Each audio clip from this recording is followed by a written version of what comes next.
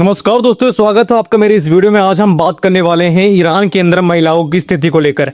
एक ऐसा देश जहां कभी महिलाएं बिना किसी पाबंदी के मिनी स्कर्ट पहनकर यूनिवर्सिटी जाती थी, जहां वे डॉक्टर, वैज्ञानिक, पायलट और जज बनने के सपने देखती थी। लेकिन कुछ ही सालों में उन्हीं महिलाओं को सिर से पैर तक ढकने के लिए मजबूर कर दिया गया। अगर उन्होंने उनका आदेश नहीं माना तो जेल भेज दिया जाता था, कोड़े मारे जाते थे और कभी कभी मौत भी सुनाई जाती थी।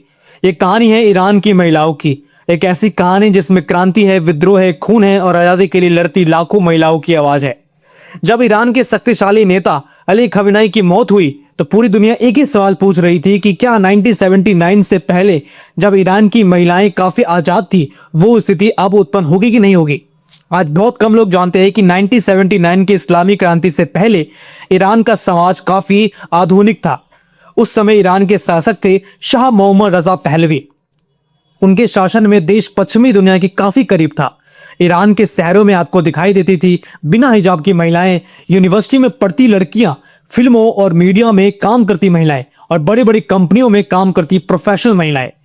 1960 के दशक और 70 के दशक में ईरान ने महिलाओं के अधिकारों को बढ़ाने के लिए कई कानून बनाए।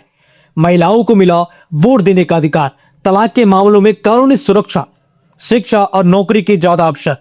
उस समय ईरान की यूनिवर्सिटी में महिलाओं की संख्या तेजी से बढ़ रही थी। कई इतिहासकार मानते हैं कि उस दौर में ईरान की महिलाएं पूरे मध्य पूर्व की सबसे ज्यादा पढ़ने वाली महिलाएं थी, यानी शिक्षित महिलाएं थी, सबसे ज्यादा समझदार महिलाएं थी। लेकिन यह आजादी ज्यादा समय तक नहीं टिक सकी।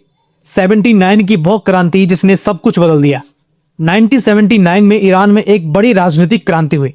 इस क्रांति का नेतृत्व कर रहे थे धार्मिक नेता आयतुल्लाह खुमैनी। लाखों लोग सड़क पर उतर आए। लोगों का गुस्सा था कि क्यों तानाशाही बढ़ रही है, आर्थिक असमानता बढ़ रही है और पश्चिमी प्रभाव के खिलाफ ये प्रदर्शन चल रहा था।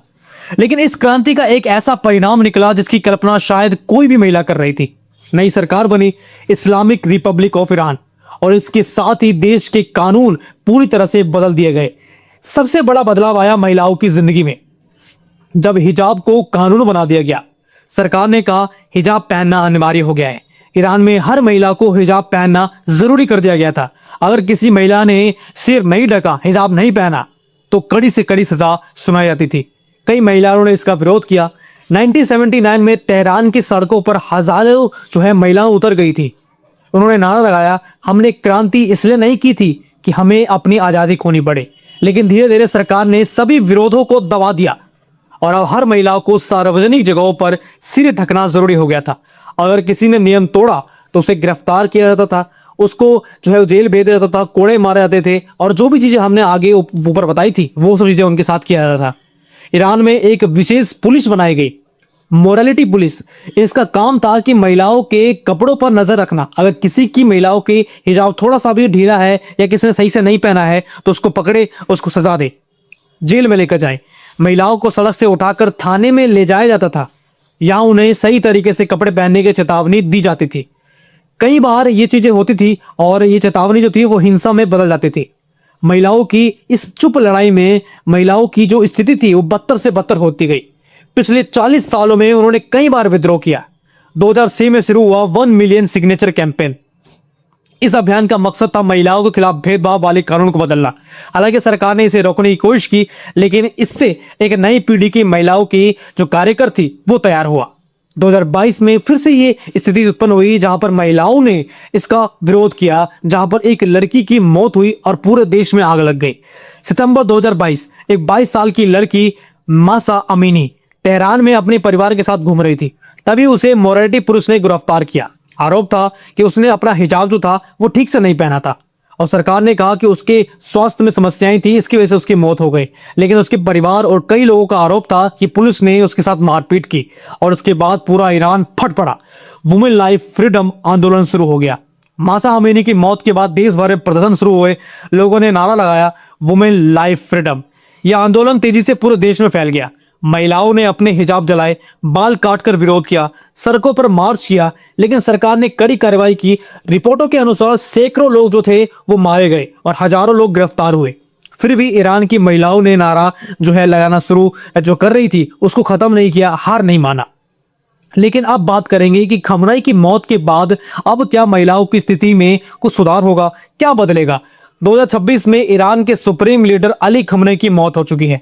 उनकी मौत के बाद ईरान की राजनीति एक नई मोड़ पर खड़ी है। पूरी दुनिया यह देख रही है कि क्या महिलाओं को अब अधिकार मिलेगा।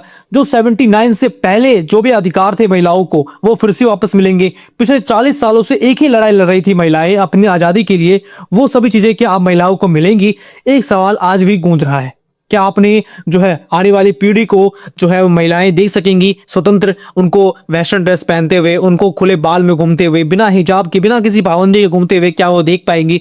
वो एक ऐसे देश में जो है वो बड़ी होने चाहती हैं। जो भी उनके बच्चे हैं वो अपना चाहते हैं कि ऐसे देश में बड़े हो जहां पर कोई पाबंदी नहीं हो, जहां पर सिर्फ और सिर्फ आजादी हो, जहां पर कोई भी पाबंदी ना हो। बस अब यही आशा करेंगे। ईरान भारत का बहुत अच्छा दोस्त है, वहां से हमें पेट्रोलियम बहुत अच्छी मात्रा में और बहुत कम जो है पैसे में वहां से हमें मिलता है। इसलिए हम चाहेंगे कि ईरान की स्थिति अच्छी हो, वो देश बर्बाद ना हो, जिसकी वजह से भारत की स्थिति ईरान के साथ अच्छी है। इसलिए हम चाहेंगे कि ईरान जो है बहुत ज्यादा जो है वो अच्छा करे और उसकी स्थिति अच्छी हो।